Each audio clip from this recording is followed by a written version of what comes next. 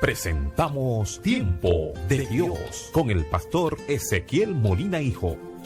Una palabra de fe que puede transformar. Hechos capítulo 17. Vamos a leer un pasaje bíblico bien conocido. Vamos a leer varios versos. Si tienes una visita cerca de ti y puedes prestarle tu Biblia para que lea la palabra. Es una costumbre de los evangélicos cuando tienen invitados en la iglesia. Hechos 17:1 dice: después de pasar por Anfípolis y Apolonia, llegaron a Tesalónica, donde había una sinagoga de los judíos.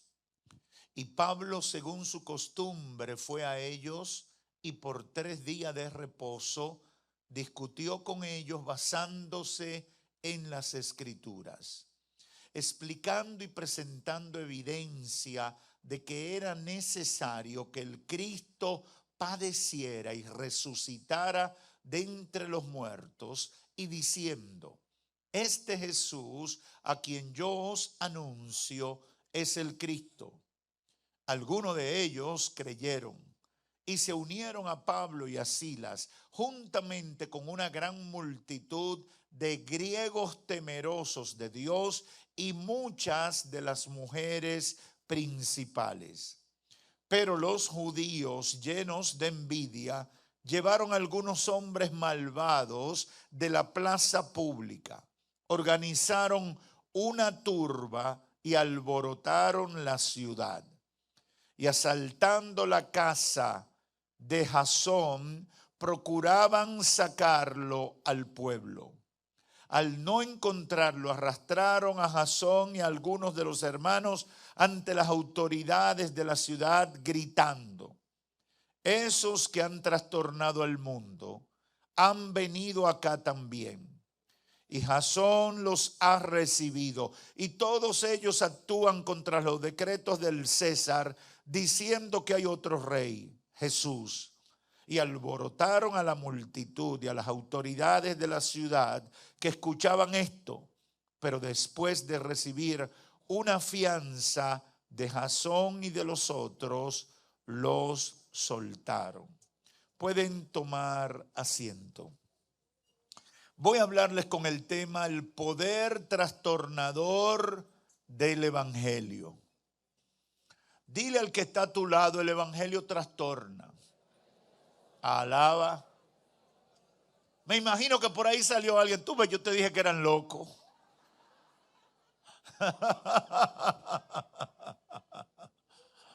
Aleluya.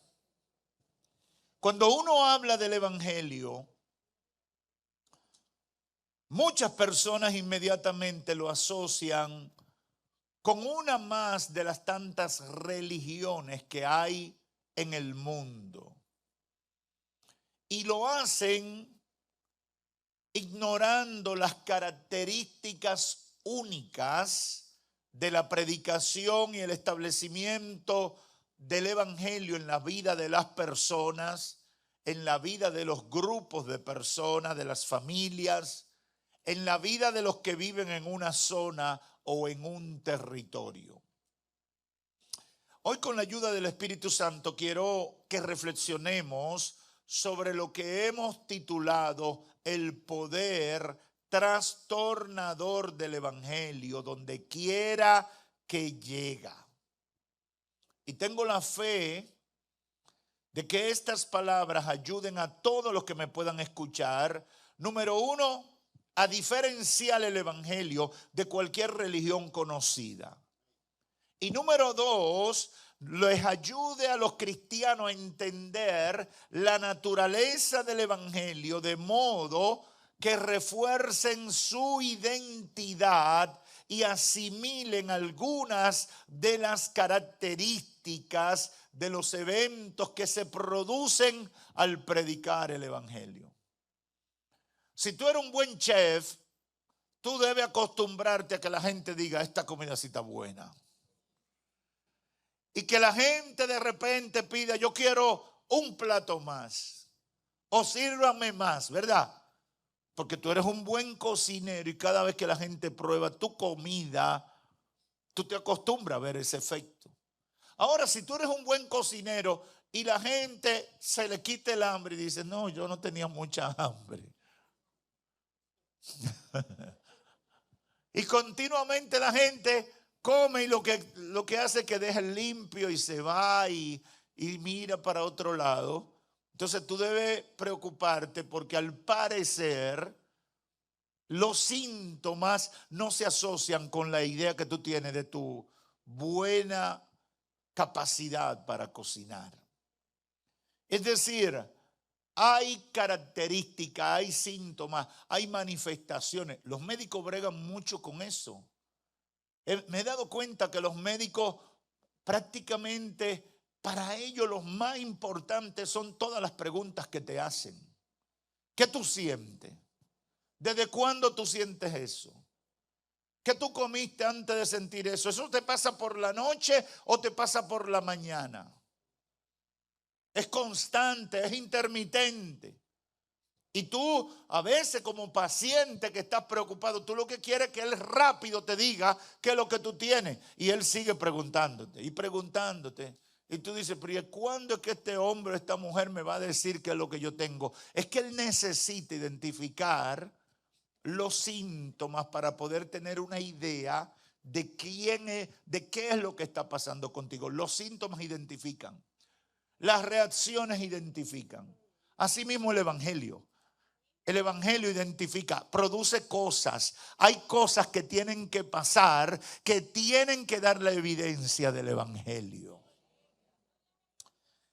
El pasaje bíblico que leímos en Hechos 17 resalta la llegada de Pablo y Silas a una ciudad que se llama o se llamaba Tesalónica, que en el primer siglo era la capital de la provincia romana de Macedonia. Una ciudad muy importante. Tesalónica era una ciudad muy importante. El representante o gobernador del imperio romano de la zona tenía su sede en Tesalónica. Al llegar a esta importante ciudad, el apóstol Pablo, acompañado de Silas, como de costumbre, comenzaron a enseñar la palabra de Dios en la sinagoga judía. Y a la tercera semana solo lo hacían una vez por semana, el día de reposo. A la tercera semana enfrentan una primera dificultad. Mire cómo dice el verso 2. Y Pablo, según la costumbre, fue a ellos por 3 días de reposo. Discutió con ellos basándose en las Escrituras, explicando y presentando evidencia de que era necesario que el Cristo padeciera y resucitara de entre los muertos, y diciendo, este Jesús a quien yo os anuncio es el Cristo. Aquí debo resaltar que el mensaje de Pablo y Silas era Cristo resucitado. Y a cada ciudad que iban decían, Cristo es el Mesías, murió en la cruz del Calvario y ha resucitado. ¿Y por qué, pastor, usted resalta eso? Bueno, porque los evangélicos casi no predicamos de que Cristo ha resucitado. Estamos tan tradicionalistas que solamente en Semana Santa hablamos del tema. Y ese mensaje fue el mensaje por excelencia durante todo lo que pasó y que relata Lucas en el libro de los Hechos, y eso debe ser algo interesante para nosotros. Sigue diciendo el relato, verso 4, algunos de los judíos creyeron y se unieron a Pablo y a Silas junto con una gran multitud de griegos temerosos de Dios y muchas de las mujeres principales. Y entonces viene la dificultad. Hasta ahí todo estaba bien. Pero el verso 5 dice, pero los judíos, llenos de envidia, llevaron a algunos hombres malvados de la plaza pública, organizaron una turba y alborotaron la ciudad, y asaltando la casa de Jasón o Jason, Joshua, como tú quieras decirlo en hebreo o en griego, procuraban sacarlos al pueblo. Al no encontrar a Pablo y a Silas, arrastraron a Jasón y a algunos de los hermanos ante las autoridades de la ciudad, gritando: esos que han trastornado el mundo han venido acá también. Esa era la queja. Los que trastornan al mundo llegaron a Tesalónica. Esa era la queja. Ahora, cuando uno lee detenidamente toda la trama, es interesante lo descriptivo del relato de Lucas, porque dice: pero los judíos, da el detalle, ¿llenos de qué? Y usted se pone a analizar cómo va a ser que la predicación del evangelio genere envidia. Porque si fue que está exhibiendo un camello nuevo, en el contexto de hoy una jipeta nueva, entonces tú entenderías, pero lo que estaban haciendo Pablo y Silas era predicando el evangelio. Y a la luz de las escrituras, diciéndole que Cristo había venido y que Cristo había resucitado. Eso no debe ofender a nadie. Eso no debe molestar a nadie. Y menos a gente que está buscando de Dios. Pero qué sorpresa. Se molestaron. Y creo que este pasaje presenta todos los elementos importantes que necesitamos resaltar para conectarlo con el título de este mensaje: el poder trastornador del evangelio. Número 1, Pablo y Silas predican el evangelio según las escrituras.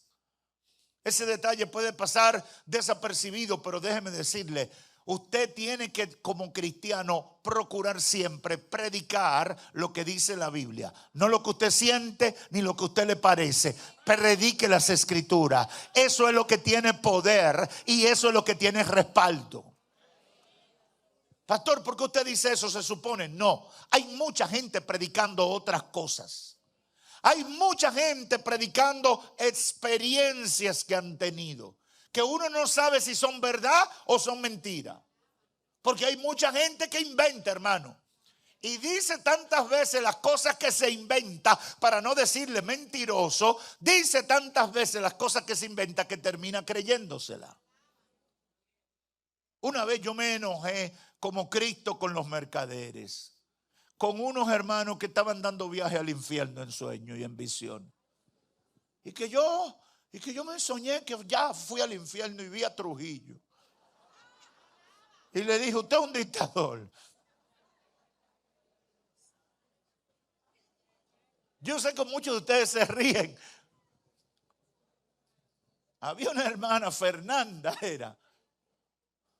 En los 80 y los 90 esa hermana se hizo famosa aquí en el país. Creo que era Fernanda Fernández. Me chocaba que se llamara Fernández y que también era el apellido Fernández. Era como un nombre de protagonista de película. Y eso era por todas partes. Ella había ido al infierno y ella duraba 3 horas contando cómo ella fue al infierno y cómo ella le predicó a los que estaban allá abajo. Y bueno, yo le dije el infierno tours, porque entonces la hermana dio un viaje al infierno, dio una gira de muchos lugares donde fue, y luego 1 año o 2 después volvió porque había vuelto al infierno y tenía que contar la segunda parte de la saga Viaje al Infierno. Ustedes no conocen eso porque esa hermana fue en los 80 y los 90. Pero después han venido más gente. Es como los famosos muertos vivos. Yo no sé, yo he conocido como 4 o 5 muertos vivos. Gente que se murieron, que se levantaron.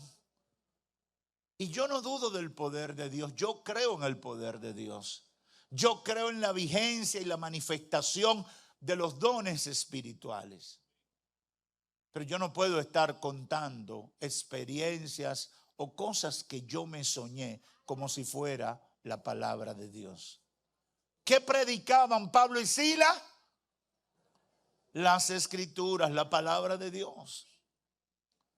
No iban a discutir cosas de ellos, ni a contar experiencias de ellos. Iban a hablar la palabra de Dios. Número 2, hay que resaltar cómo esta gente prepara un complot contra Pablo y los cristianos por predicar la palabra de Dios. Y esto es importante porque a veces nosotros nos hacemos la idea de que porque prediquemos la palabra de Dios van a venir besos y abrazos. No, hay gente que le molesta que tú prediques las buenas nuevas del evangelio. Comenzando con gente que son muy pecadoras, que se sienten reprendidos cuando tú hablas de arrepentimiento, de que el pecado es un cáncer que te va a llevar al infierno, etcétera, etcétera. Se molestan. Y solamente tú dar esperanza, solamente tú predicar buenas noticias, ya para ellos eso es un problema. Aquí esta gente se molestó y preparó una conspiración contra Pablo y contra Silas y todos los cristianos que estaban ahí, dice el verso 5. Número 3, el tercer efecto que produce aquí en este evento en Tesalónica es que levantan un falso testimonio. Versos 6 y 7. Al no encontrar a Pablo y a Silas, arrastraron al dueño de la casa, Jasón, y algunos de los hermanos ante las autoridades de la ciudad. ¿Y de qué le acusaron? Estos que han trastornado al mundo, ahora están aquí haciendo lío también. ¿Cuál era el lío? Predicar el evangelio. ¿Cuál era el problema? Decir que Cristo había resucitado. Y esto parece una locura. ¿Cómo van a decir una cosa tan fea de esa gente cuando lo único que habían hecho era llevarle esperanza? Número 3, debemos resaltar que por la predicación, y yo creo que esto es lo que le pica al diablo y a todos los demonios, por la predicación se convirtieron algunos judíos, una multitud de griegos y mujeres de alto nivel en la sociedad. Aleluya. Aquí estaba el problema. A Satanás no le gusta que saquen a la gente de la ignorancia. El infierno se retuerce cuando los que estaban perdidos conocen la luz del evangelio. Aleluya. Eso es bueno que lo entendamos, hermano. El infierno le molesta que tu familia se convierta, que tu amigo se convierta, que tu compañero de trabajo se convierta. Y hay gente que lo va a manifestar de diferentes maneras. Aquí vemos el alboroto porque vieron que algunos judíos, muy ortodoxos ellos, al Pablo y Silas hablarle del evangelio, se convirtieron. Una multitud de griegos y mujeres de alto nivel en la sociedad. Lo que quiere decir que fueron nombres sonoros, gente importante, gente influyente que llamó la atención de la sociedad. ¿Qué efecto produce? Los adversarios se llenaron de envidia, verso 5. Prepararon una conspiración, levantaron el falso testimonio y atacaron alborotando la ciudad. Mire cómo dice el verso 8, que lo tengo por aquí. Verso 8 dice: y alborotaron a la multitud y a las autoridades de la ciudad que oían esto. Pero ¿quiénes alborotaron? Los hombres malvados que en el verso 5 fueron tomados de la plaza pública, llevados por los judíos envidiosos, hicieron una turba para generar el alboroto. Eso es interesante. ¿Por qué? Porque aquí vemos toda una manipulación del enemigo. ¿Por qué si solo predicaron buenas noticias? ¿Por qué si lo que habían hecho era bien a la sociedad? A veces he visto muchos nuevos creyentes y hasta viejos creyentes turbados de que por una conversión o por una predicación del evangelio se genera un conflicto en una familia, en una sociedad o en un grupo específico, cuando debería ser motivo de alegría. Porque mire, imagínese una persona que vive depresiva, se convierte y se va a la depresión y se llena de gozo y alegría. ¿No debería eso alegrar a todo el mundo? Imagínese una persona que estaba en vicios y de repente se convierte y ya no está en vicio, ya cuida su dinero y trata de vivir una vida en orden. Eso no debería generar alegría. A usted y a mí en nuestro sano juicio nos generaría alegría, pero al infierno no. Y eso es bueno que lo entendamos. Al diablo no le gusta la bendición de Dios en tu vida. A Satanás no le gusta que la bendición de Dios llegue a tu vida. A los demonios tampoco, ni a los que son dominados por él. Eso debemos entenderlo, porque a veces yo siento que nosotros también nos sorprendemos. ¿Y por qué pasa esto? ¿Cuál es la explicación? La mejor explicación se encuentra en la misma Biblia, Marcos capítulo 5, un hecho que todos ustedes conocen. Y vinieron al otro lado del mar, a la región de los Gadarenos, y cuando salió Jesús de la barca, enseguida vino a su encuentro de los sepulcros un hombre con espíritu inmundo, que tenía su morada en los sepulcros. Nadie podía atarle ni con cadena, porque muchas veces había sido atado con grillos y cadena, más la cadena habían sido hechas pedazos y desmenuzado los grillos, y nadie lo podía dominar. Y siempre de día y de noche andaba dando voces en los montes y en los sepulcros, hiriéndose con piedra. Cuando vio pues a Jesús de lejos, corrió, se arrodilló ante él y clamando a gran voz dijo: ¿qué tienes conmigo, Jesús, Hijo del Dios Altísimo? ¿Lo entendió? La presencia de Cristo trastornó el statu quo del mundo espiritual que dominaba en Gadara.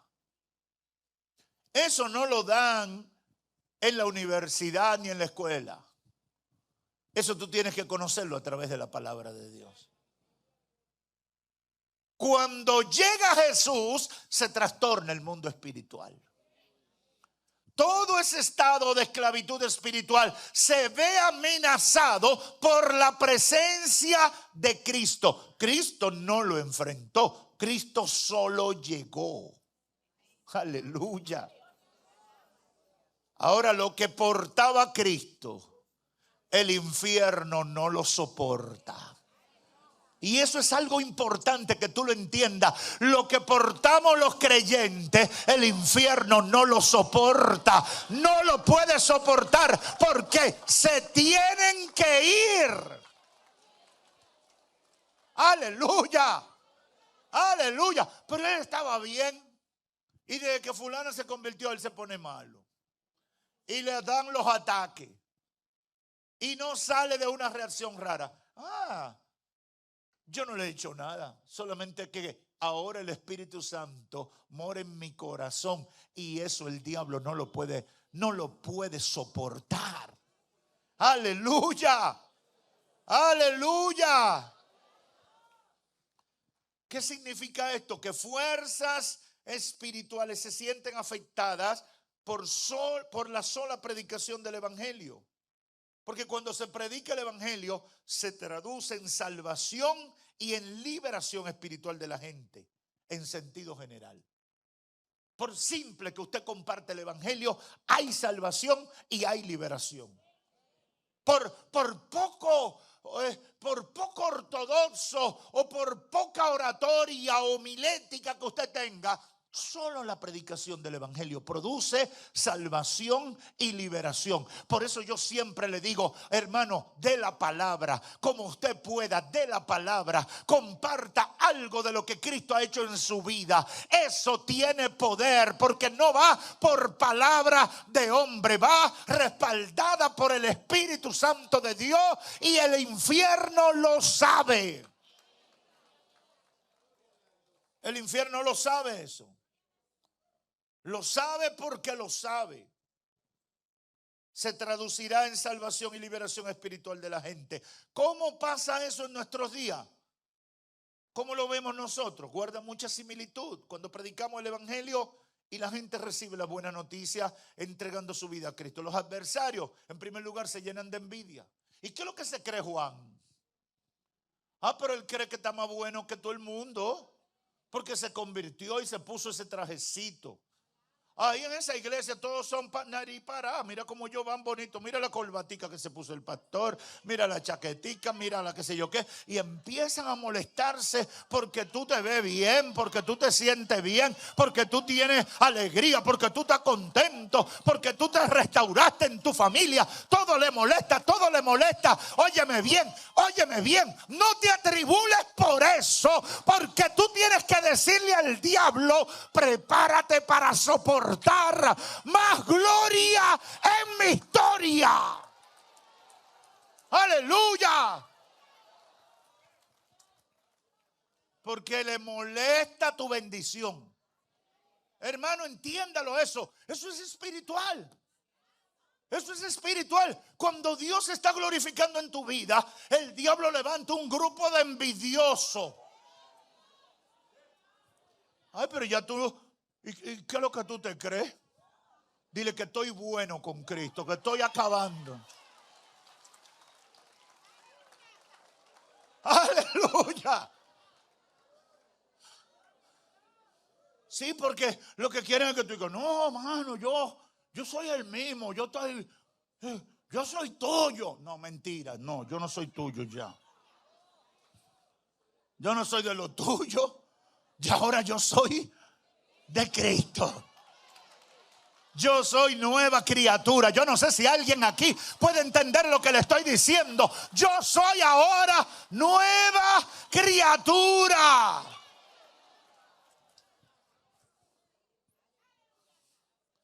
No te sientas mal. Desde que uno recibe a Cristo, el rostro le cambia. Yo no sé si aquí hay gente que me está entendiendo o lo ha vivido. Desde que uno recibe a Cristo, el rostro le cambia. El aspecto facial entra en otra dimensión. Los que viven con la metafísica, hay una luz sobre ti. Dile: sí, la luz de Cristo. Aquí no hay apagón. Aquí hay luz de Cristo. Cristo está brillando en mi corazón. Aleluya. Pastor, no. Es que tenemos que conectarnos con nuestra identidad. Tenemos que entender qué es lo que ha pasado en nuestra vida. Hay gente que tan pronto toman la decisión se le levanta el semblante, porque la carga del pecado se va. La maldición del pecado desaparece de su rostro. Y eso no es humano, eso es espiritual. Pero hay muchos cristianos que no lo entienden ni lo explican. Y yo estoy aquí como trompeta de Dios diciéndole a todo el mundo: eso es espiritual, esa es la obra. Yo me sentiría mal si ocurriera lo contrario. Que tú te conviertes y se te ve la misma maldad de siempre. El mismo aburrimiento, la misma cara de machete. Eso no pega, decían los muchachitos. Eso no pega. Tú tienes que decirle a alguien: primero, ¿qué fue lo que? No, yo me convertí, pero... No, tú tienes que decirle: mire, eso no pega. Eso no pega. Cuando Cristo llega, hay libertad. Y el que es libre, a quien Cristo le llega, es verdaderamente libre. Por tanto, yo necesito ver señales de que tú eres libre. Deja de vivir como esclavo. Ese fue el problema del pueblo judío. Lo sacan de la esclavitud en Egipto y en el desierto pensaban como esclavos. Por eso todas las peripecias que pasaron, porque en su mente ellos seguían, ay, dejamos allá la pitrafa que nos daban. Entonces el Señor le mandó codornices, una comida gourmet,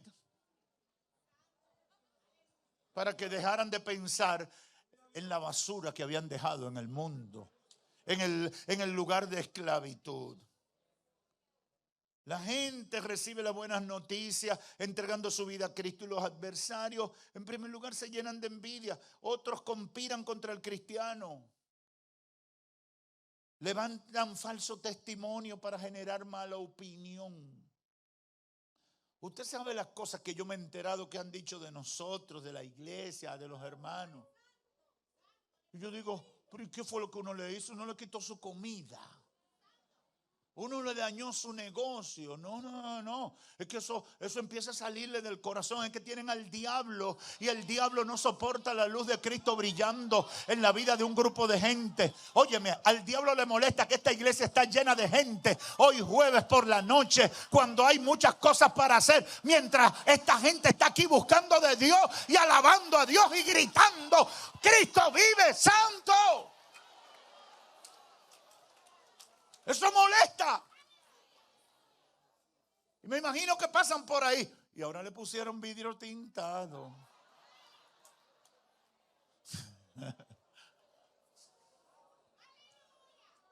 Tú pintas, porque ahí regalan la pintura. Ahora pantalla es una discoteca y eso luce. Ustedes no me lo han dicho, pero yo sé que estamos en la boca. Porque que el diablo no quiere ver tu bendición, quiere verte arrodillado, destruido, traposo, derrotado, triste, angustiado. Pero para eso vino el Hijo de Dios, para deshacer las obras del diablo. Aleluya, aleluya. Por eso el evangelio trastorna. Y eso lo podemos aplicar a lo colectivo, a lo general y a lo particular en cada una de nuestras vidas. Concluyo con dos ideas finales. Número uno, trastornar significa alterar el funcionamiento normal de algo o de alguien. El poder del evangelio altera el funcionamiento normal del estado de esclavitud que el diablo establece en la vida de la gente. Por eso trastornamos. Fíjense en Tesalónica, quienes hablan de trastorno no son los hermanos, ni son los bendecidos los que hablan de trastorno. ¿Quiénes hablan de trastorno? Los judíos envidiosos, adversarios del evangelio, quienes se molestan con la predicación del evangelio y como no tienen forma de detenerlo, generan alboroto y promueven un estado de anarquía en la ciudad. Si vamos a lo material, en esa ciudad de Tesalónica, lo que hicieron el rebú son los envidiosos. Si vamos a lo físico y lo natural, sí sabemos lo que pasó en el mundo espiritual. Pero si vamos a lo material, ¿quiénes buscaron turba? ¿Quiénes buscaron los tigres del barrio? Y prendieron goma y tiraron bomba molotov. ¿Quiénes fueron? Los envidiosos. Pero ¿a quiénes dicen ellos que son los que están trastornando? A los que predicaron. ¿Usted está entendiendo? Mire qué contradicción. Habría sido más sencillo que ellos utilizaran su influencia y poder para detener la predicación del evangelio. Pero sorprendente, son ellos los judíos que se llenaron de envidia quienes hablan de trastorno. ¿Por qué? Porque la esclavitud espiritual, que ya era la normalidad en esa ciudad de Tesalónica, quedó afectada por la predicación del evangelio. Lo mismo que pasó en Gadara en Marcos capítulo 5. Y usted lee, les recomiendo que hagan ejercicio. Yo prediqué una serie de mensajes hace un par de años, los milagros de Jesús. Y cada vez que Cristo llegaba a un sitio, había un trastorno. Cada vez que llegaba a un lugar, llegaba a una sinagoga, había un trastorno. Siempre salía alguien y tú dices, pero vean que Cristo buscaba lío. No, el diablo molesto. Siempre será de esa manera, porque es un choque de trenes en el mundo espiritual. Las tinieblas no pueden resistir la presencia del Espíritu Santo de Dios que mora en los cristianos. Aleluya. Ese vecino que se la cogió contigo, ora por él para que sea libre. Esa compañera de trabajo que está dando tijera de ti y hablando sandeces de tu vida, ora para que sea libre, porque lo que tiene no es humano, es espiritual. En segundo lugar, todo esto debe servir de referencia para todos los cristianos. El mundo espiritual siempre será trastornado por la presencia del Espíritu Santo que mora en los cristianos. Si eso no pasa, es un mal indicio de la efectividad de tu fe. Pastor, usted no está siendo muy radical en ese planteamiento, dirían muchos cristianos. Podría parecer radical, diría yo como respuesta, pero es la pura verdad. Y es la señal asociada a la predicación del evangelio. Si leemos todas las cosas que pasaron con Pedro y Juan, comience capítulo 2, 3, 4, comienzan Pedro y Juan en el libro de los Hechos. Todo un trastorno. Todo un trastorno. Sobre todo cuando oraron por ese paralítico. En Hechos capítulo 3, que tenía toda la vida pidiendo. Y Pedro y Juan llegan y le dicen, no tenemos oro ni plata. Aleluya. Pero lo que tenemos te damos. Y aquí hay un detalle que los cristianos deben tomar en cuenta. Dios no se va a manifestar porque tú seas muy buen cristiano para ti mismo. Dios se va a manifestar porque tú cumplas con la gran comisión. Aleluya. Tú tienes que hacer tu parte. Tú tienes que cumplir con tu gran comisión. Pedro y Juan pudieron ser muy buenos cristianos y seguir para su templo y no orar por ese tipo. Ese tipo tenía toda la vida en eso. Pero ellos se atrevieron. No tengo oro ni tengo plata, pero lo que tenemos te damos. En el nombre de Jesús, levántate. Ay, pastor, ¿y si no se levantaba? ¿Problema del Señor? Yo hago lo que me toca. Yo hago lo que me toca. ¿Cuánto tiempo hace que tú no oras por una persona necesitada? ¿Cuánto tiempo ha pasado que tú no le dices a un enfermo, ven que yo quiero orar por ti porque yo soy cristiano? ¿Cuánto tiempo tú no tienes una palabra de exhortación, de amonestación, de consuelo para una persona que tú has identificado que tiene una necesidad? La gente cuenta lo que le está pasando. Y los que son cercanos nos damos cuenta por lo que están pasando. Pero somos cristianos y no nos comportamos como tales. Necesitamos hacer lo que nos toca. Cuando usted lee el libro de los Hechos, usted se empodera. Hay iglesias que no quieren leer el libro de los Hechos porque como son tan frías, no quieren hablar de lo que pasa ahí o se han inventado que ya eso terminó. Pero la verdad es que si leemos todas las cosas que pasaron con Pedro y Juan, Pablo y Silas, Pablo y Bernabé, con Felipe, y para no seguir con otros, el mejor ejemplo, nuestro Señor Jesucristo. con Cristo pasaba de todo, entonces ese pensamiento que para algunos es radical, tenemos que decir que es la única verdad. Muchas iglesias y muchos cristianos han perdido su efectividad. La han perdido. ¿Y por qué la han perdido?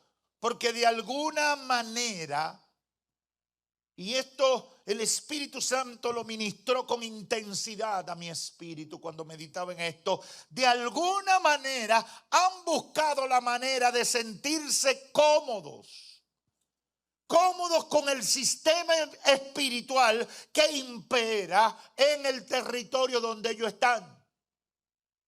Y no podemos sentirnos cómodos.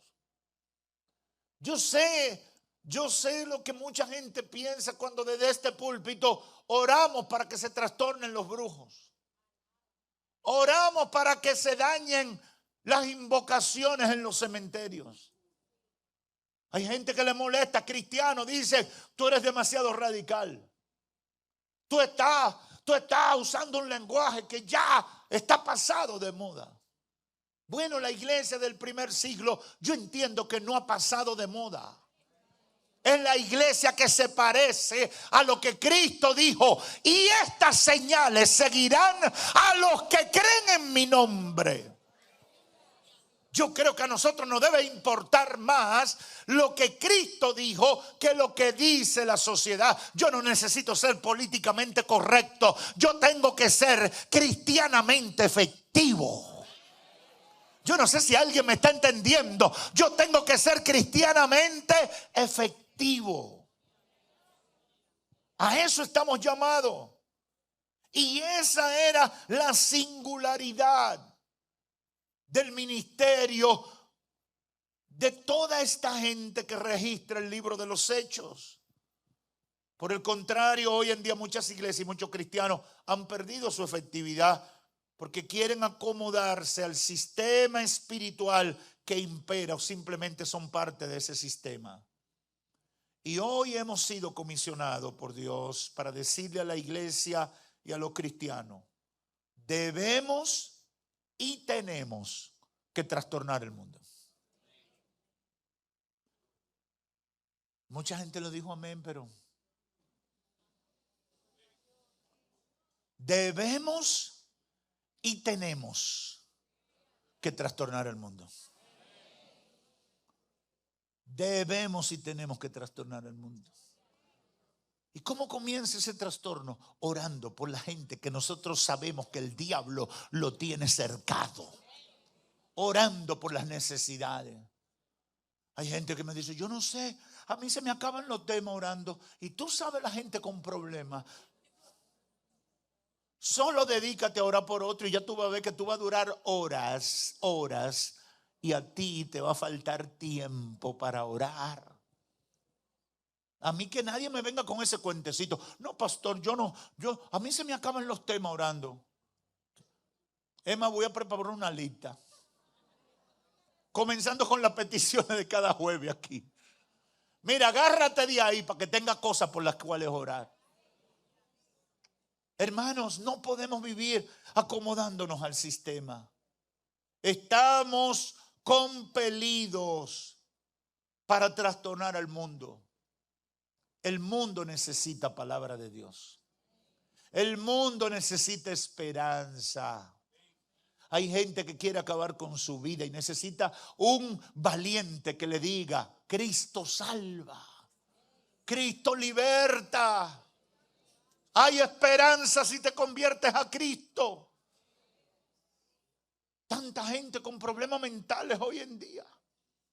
Y yo oigo a los cristianos opinando, sí, porque el gobierno tiene que poner más psiquiatras, más psicólogos. Con el respeto de los psiquiatras y los psicólogos, ellos no tienen la solución más efectiva para los problemas que tiene la gente. La solución la tiene la iglesia.